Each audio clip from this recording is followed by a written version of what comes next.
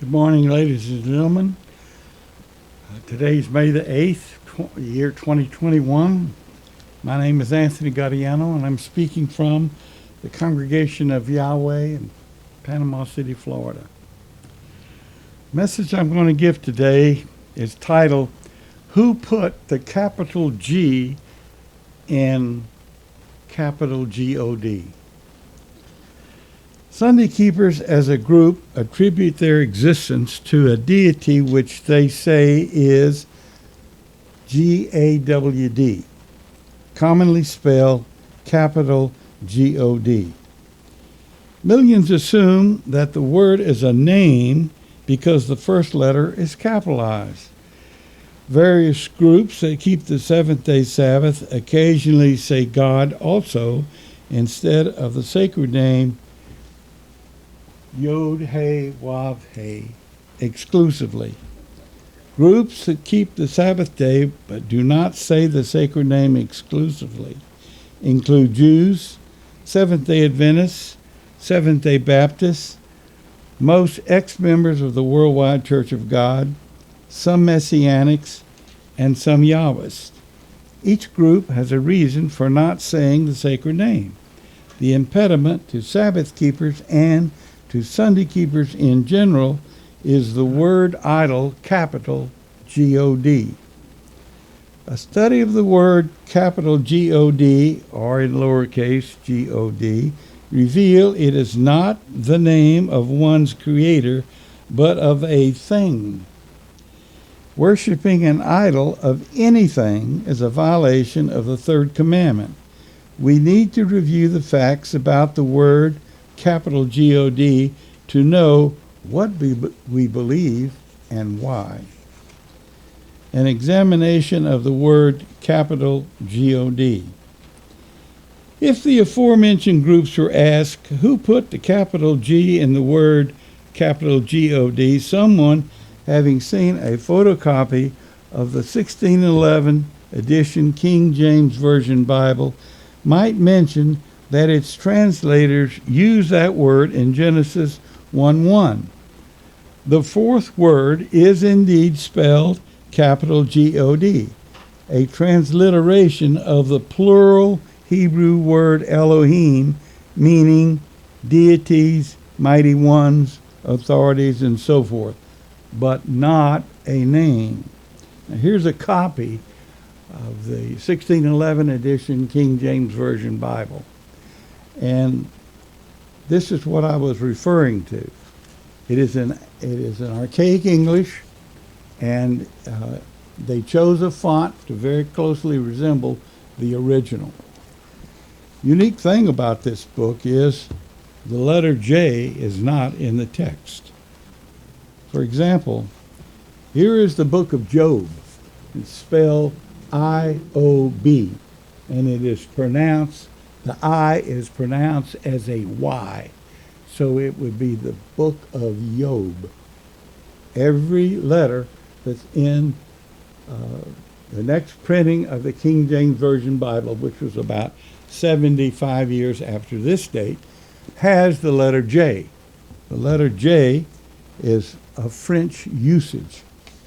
It didn't enter the English alphabet until about 500 years ago, at the time of movable type printing.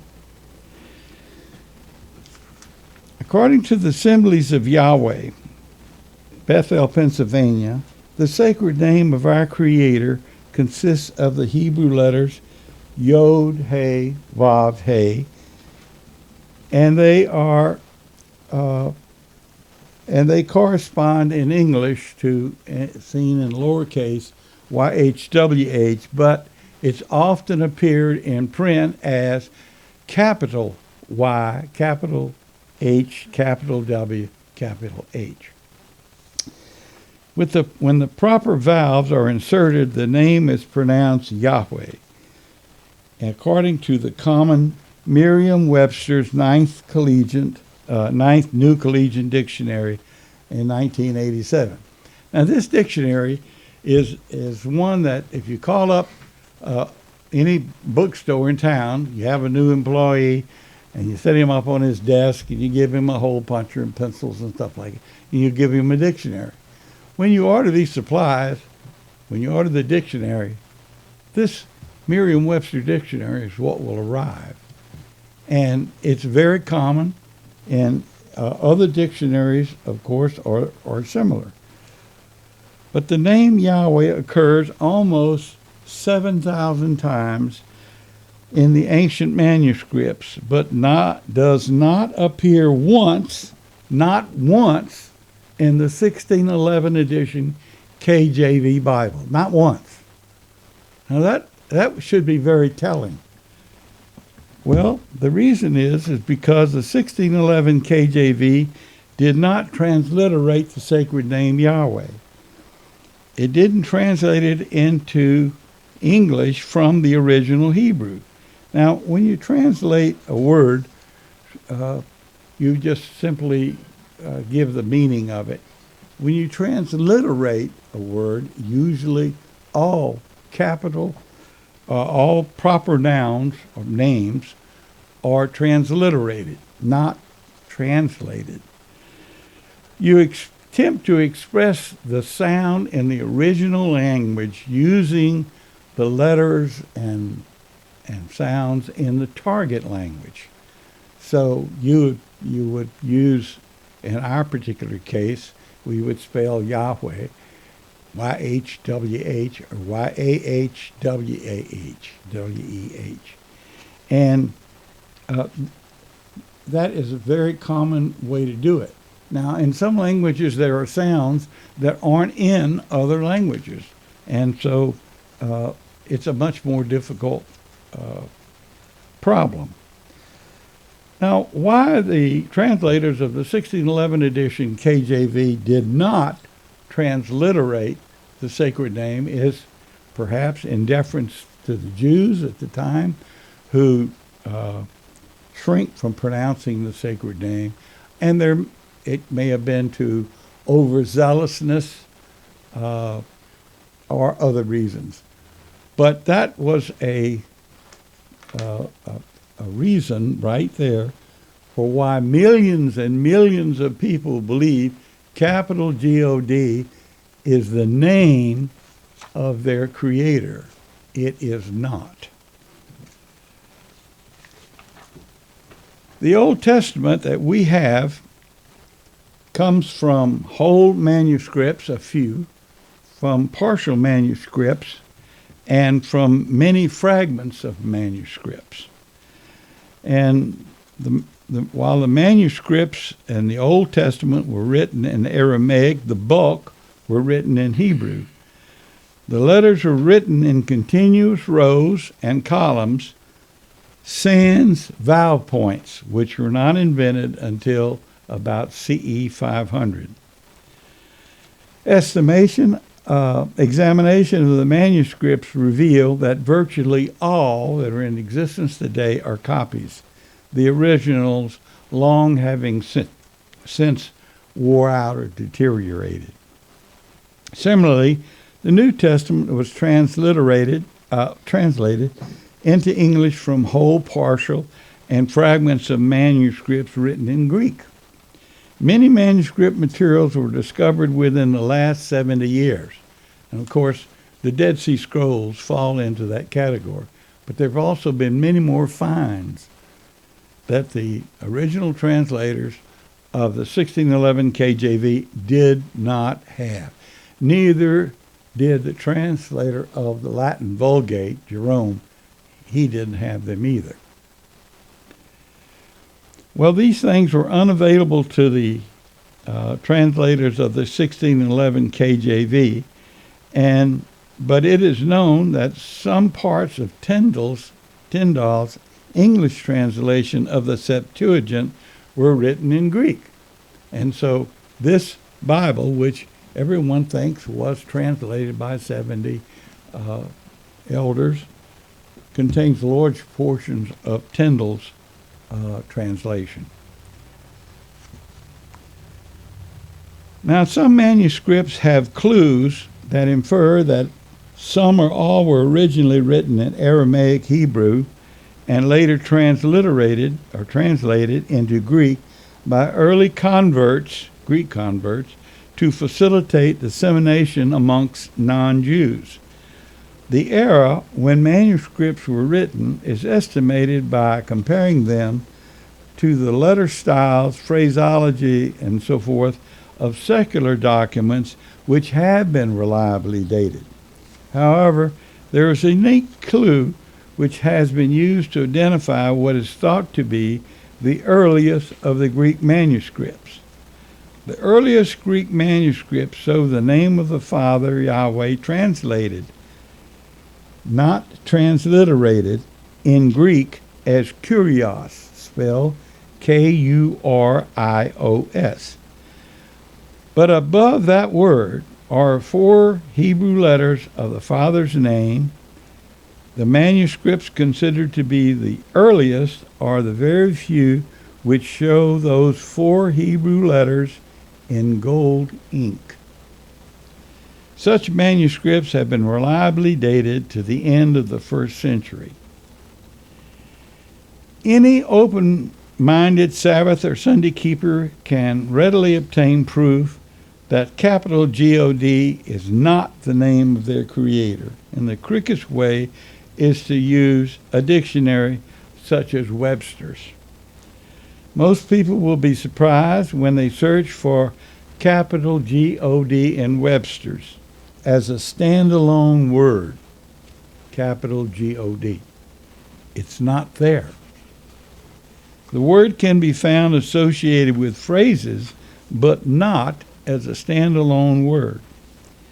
Not finding capital G-O-D will be puzzling to seekers because they can find Allah on page 71, Baal on page 122, Jehovah on page 648, Satan on page 1044, but not capital G-O-D. Why not? The names in Webster's are governed by the rules of the English language. If capital G-O-D was a name, it would appear as a standalone word with the first letter capitalized. Some people with a modern KJV or other Bible version advocate that the ancient name of their creators is Jehovah, a word error once prevalent in Bibles, hymn books, and so forth. But the letter J is not found in the text of the 1611 edition KJV Bible. The use of that letter did not occur, as I said earlier, until about 75 years after its first printing in 1611. With increased scholarship, the use of the JH word has decreased except by the religious organization that has it as a part of their name. Interestingly, the definition of the word Jehovah in Webster's dictionary provides search words to answer the question, who put the capital G in capital G-O-D? Anyone can do a word search in the aforementioned dictionary and discern the sacred name of their creator. One will find, as an example, under the definition Jehovah, reading of Hebrew in lowercase YHWH, Yahweh, with the vowel points of Hebrew Adonai, my Lord. Again, vowel points didn't exist in the original manuscripts. A translation of Adonai as is master rather than the Victorian English word Lord. The number shown in parentheses, 1530, is the earliest recorded use of the JH word in English in the sense that the editors at Webster's could determine. They'd search around, and this is commonly done. You find a word in Webster's, and there'll usually be a number in there. And that's the first use that the editors could find of that word in a written document.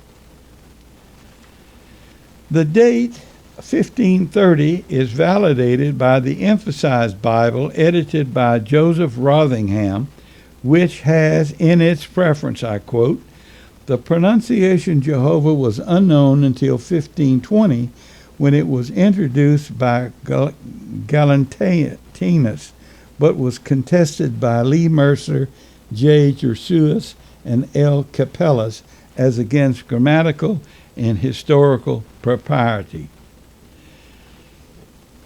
Notice that 1520 date in Rotherham is close to the 1530 date in Webster's. Also notice that the construct Jehovah was immediately challenged by three persons who cited written reason against its use, and yet it still prevails today. Rotherham continues, erroneously written and pronounced Jehovah, which is merely a combination of the sacred tetragrammaton and the vowels in Hebrew for the word Lord, substituted by the Jews for YHWH because they shrink from pronouncing the sacred name. Sabbath-keeping Jews today shrink from pronouncing the sacred name because they have a rabbinic tradition that they might blaspheme the sacred name even if said in prayer. Some Sabbath-keeping Messianics do the same, while others do not. Rotherham continues, quote, to give the name YHWH the vowels of the word Lord, parentheses, Hebrew Adonai, close parentheses, and pronounce it Jehovah is about as hybrid a combination as would be to spell the name Germany with the vowels in Portugal, remora. To learn more, one must search the other words in Webster's definition of Jehovah. The first word that will be in English letters seen in lowercase as YHWH. The definition of YHWH is found on page 1368, and it's shown there in caps, and it says, compare tetragrammaton. And Webster's and other dictionaries do this. They don't give a definition at every instance of a word.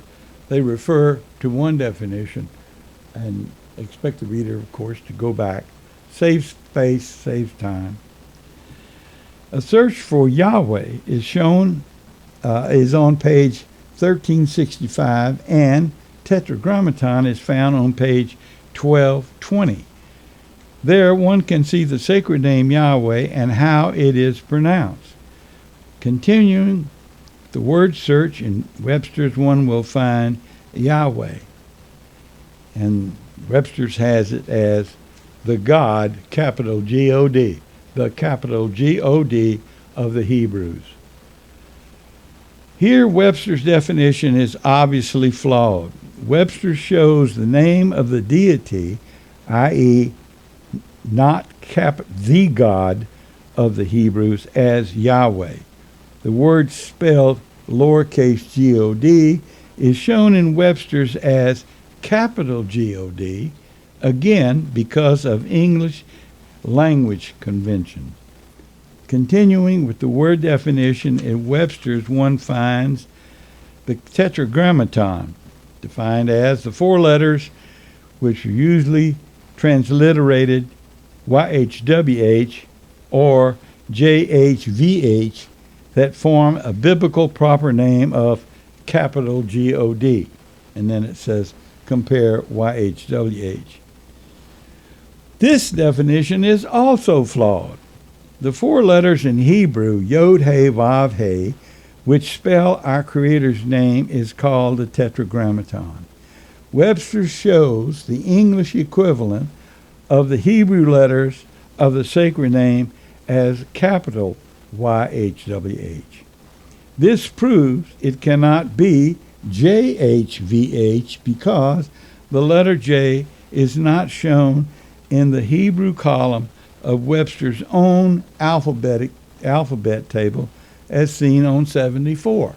And if you have a dictionary, I would urge you to turn to the word alphabet, and usually there'll be a table.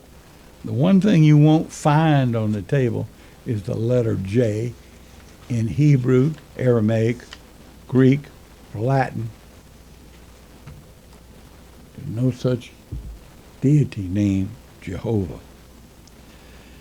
Webster's defines JHVH on page 649 as, quote, a variation of YHWH, end of quote. Wrong again. It is not a variation. The statement is obviously incorrect according to Webster's very own definition. Webster's is also wrong in stating the definition of the Tetragrammaton in the letters, quote, form a biblical proper name of capital God, end quote. Wrong again. The Hebrew letters equivalent to YHWH in English form the one and only sacred name Yahweh. Our Creator has titles which have been appended to his name, but they are not another name, as so many incorrectly assume. Alphabet and the letters of languages. The shape and pronunciation of all letters in the Hebrew alphabet can be found in Webster's on page 75. On page 74, the preface for the alphabet table reads as follows. Alphabet table. Showing the letters of 5 non-Roman alphabets, Hebrew, Arabic, Greek, Russian, and Sanskrit, and the transliterations used in their etymologies. A careful researcher will notice there is no letter J in the columns of the Hebrew and the Greek alphabet. The letter J is not in Aramaic, Hebrew, Greek, or Latin alphabet, nor was it in the English alphabet until only about 500 years ago at the time of movable type printing. The letter J is the last letter added to the English alphabet, although it occupies the 10th place next to the letter I from which it came. The photocopy of the 1611 KJV, as I said, does not show the letter J in the text. Now, I've mentioned this several times. Wouldn't you think that Protestants who get very wet-eyed over their King James Version Bible, one lady supposedly said, if it was good enough for Jesus, it's good enough for me. Well, wouldn't you think that somebody would say, well, hey, look, there's no J in here. The I pronounced as a Y, but no J. Why are we using Jesus? Why are we using Jehovah? Never happens. Never happens. At least to my knowledge, it doesn't happen. Since the letter J is not in the Hebrew alphabet, it cannot possibly be the first letter of the Tetragrammaton. That is, it can't be JHVH. Neither could the letter J be in the name of the Father or his Son when transliterated into English. It can't be Jehovah, it can't be Jesus. Webster's New Universal Unabridged Dictionary states the following about the letter J. Quote, J in upper and lower course, parentheses JA, close parentheses, noun, 1. The 10th letter of the English alphabet, formerly a variant of I in the 17th century. It became established as a consonant only in Julius, originally spelled I-U-L-I-U-S. So Julius Caesar's name was spelled with an I and not with a J. And it was pronounced Julius because the I was pronounced as a Y. According to the 26 letters by Oscar Ogg on page 106, it says, also, the letters J, U, and W were not used by the Romans. One of the most complete explanations of the history of the letter J as regards its religious significance is the booklet titled The Mistaken J by Yahweh's New Covenant Assemblies in Kingdom City, Missouri, 49 pages. And a similar booklet on the same subject is The Missing J by Yahweh's Assembly in Messiah, Rocheport, Missouri, 25 pages. the answer to the question. To answer the question, who put the capital G in capital God, some people might utilize a readily available James Strong's exhaustive concordance, Hebrew and Greek dictionary. If they look up capital G alphabetically, they will see it corresponds to number 430 in Strong's Hebrew dictionary. It is the word Elohim defined as the plural of word 433, Eloah, gods in the ordinary sense, gods, plural, gods in the ordinary sense, but because the word is plural, but specifically used in the plural, thus especially with the article, i.e. the God, of the supreme God, occasionally applied by way of deference to magistrates and sometimes as a superlative to angels exceeding capital G-O-D in parentheses lowercase G-O-D, goddess, godly, very God, great, judges, mighty. So what this is saying here is that the word Elohim, which is a Hebrew word, was not translated by the translators of the 1611 KJV, because that word would have been of a different sort. The context of the word infers, that's the context of the word Elohim, infers plurality of deity, that is, Father and the Son involved in creating the universe and specifically the earth, Genesis 1:1. And I've mentioned on a couple of occasions in the past the three us verses in Genesis. Let us make man in our image and our likeness and so forth. And man has become as one of us, knowing good and evil. And the other one is, let us go down and confound their languages. Now, a lot of people say, well, that's God talking to his angelic court. Nowhere is anything like that mentioned. Only the Father and the Son as creator beings. The word 430 is also used to refer to those in authority, mighty ones, powerful beings, or of renown. The chapter and verse of the words defined above can be found in Strong's Concordance, as can the spelling, phonic pronunciation, and definition. Some people might also utilize an interlinear Bible to answer the question, who put the capital G in capital G-O-D? An interlinear Bible shows a reproduction of the words in the ancient Hebrew and Greek manuscripts, a literal near word-for-word translation into English, a number which corresponds to either dictionary in Strong's Concordance, and a side column of smooth text. The Interlinear Bible, the TIB, by J.P. Green and Hendrickson's Publishers, is based upon a later version of the KJV. In the preface, Green acknowledges YHWH, Yahweh, is correct, but he utilized JHVH, Jehovah, quote, because it is the more established English usage, end quote. Apparently, Green considered profit more important than scriptural accuracy.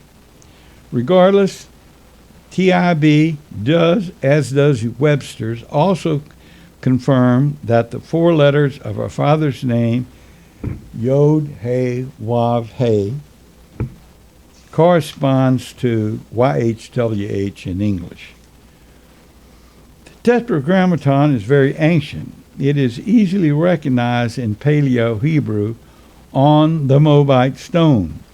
Now, this stone is dated between 900 and 600 BCE. BCE. It's the names are also found on a silver amulet dated to 700 BCE. That silver amulet was featured in Reader's Digest about 30 years ago. Show it, the difficulty they had in unrolling it because the silver had corroded. And they sprayed it with Krylon and very carefully unrolled it. And there were the verse out of the Bible. And they saw it on a sherd of pottery dated 900 to 800 BCE. There is no equivalent in Paleo-Hebrew to capital G-O-D. Recall all Hebrew letters are consonant before, and our Creator's name can be used as semivowels. One letter appears twice. And insertion of proper vowels amongst the consonant is how the pronunciation of a word in Hebrew is obtained, even today. For word searches, one can also use the excellent free downloadable program called eSword by Rick Myers. One should also utilize various restored name Bibles, and there are 6 that are commonly available. And in those Bibles, of course, the sacred names are restored. One, the Scriptures Bible, shows the Hebrew characters instead of English letters. The versions vary somewhat in phraseology, sometimes contain a more optimum translation than in the KJV, and they correct some errors in the KJV. The effective rules pertaining to the English language. As regards why the word capital G-O-D does not appear standing alone in Webster's dictionary, most people forget that in grammar school they were taught a common noun is the name of something, and that common nouns are spelled with all lowercase letters.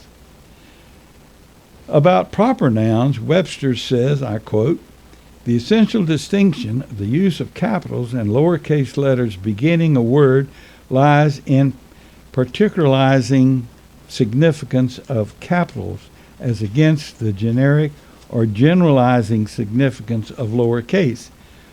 A capital is used with proper nouns, that is, nouns that distinguish some individual person, place, or thing from others of the same class." End of quote.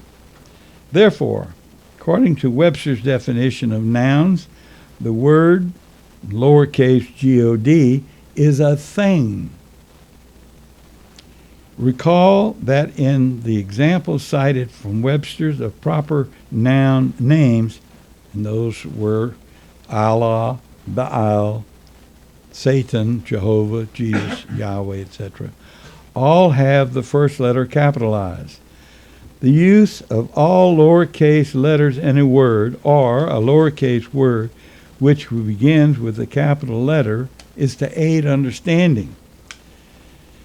Now, the back of Webster's dictionary is a section titled Handbook of Style, Capitalization, Proper Nouns, Pronouns, and Adjectives.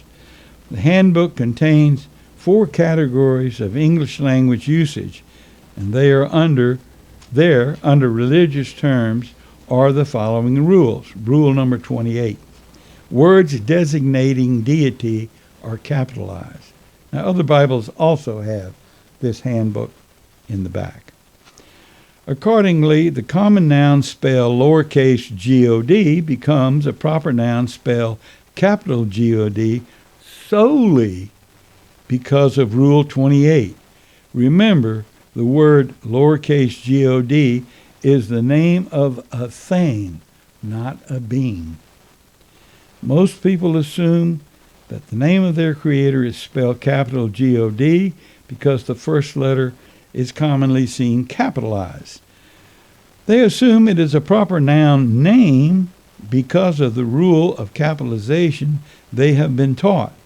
Regardless, the word capital G-O-D is not a name. Rule 29. Pronouns and pronominal adjectives referring to the deity are capitalized by some authorities only when such words are not closely preceded by their antecedents, Other writers capitalize those words regardless of their distance from their antecedents. This rule is why capitalized words like him, capital H-I-M, etc., can refer to deity anywhere in a sentence. It is very hard for most people taught religious doctrine by good, sincere people to accept proofs herein that prove capital G-O-D is a thing and not the name of their creator. It is absolutely wrong to state X, etc., are names for or of capital G-O-D. Scripture shows our Creator has only one name. Ancient evidence clearly records that YHWH, Yahweh, our Creator and Father, has one sacred name. It was revealed only to Moses and only in Hebrew. Further, the transliterated sound of the name YHWH in Hebrew is indeed known. It can be found in Webster's Dictionary, that I just read, encyclopedias, even the Encyclopedia Judica. Can be heard on the internet. You just type in the name and then there'll be a voice that'll repeat it over and over.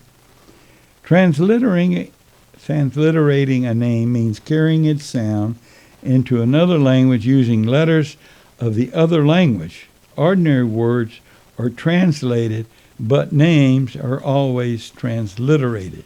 A common illustration is a person whose name is Joe Green being introduced to a Spanish audience.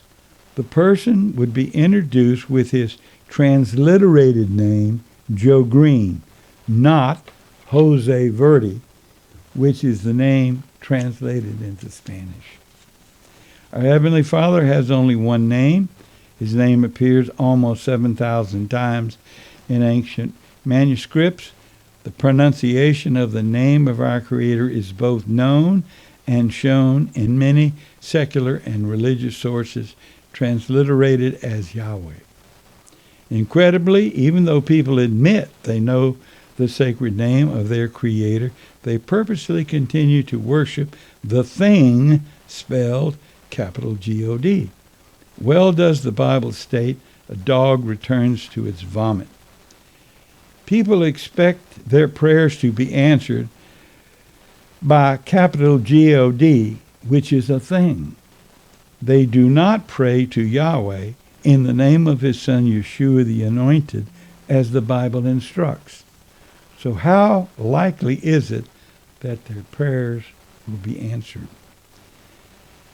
But these people are offended if they are not addressed by their own name. How much more so their Creator? Thank you.